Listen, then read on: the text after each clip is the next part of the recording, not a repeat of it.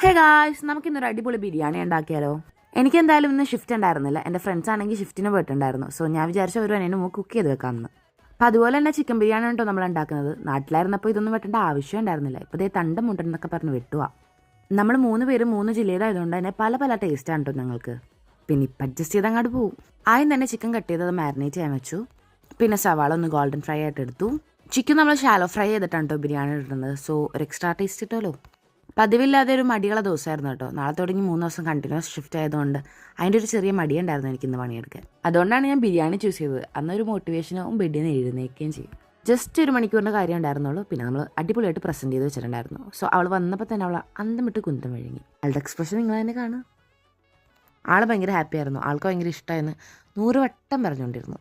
So ഇതാണ് നമ്മുടെ അടിപൊളി ഞെട്ടിക്കൽ ബിരിയാണി ഇൻ ദ സെൻസ് ഞാൻ ഉണ്ടാക്കി അവൾ ഞെട്ടി. So that is it.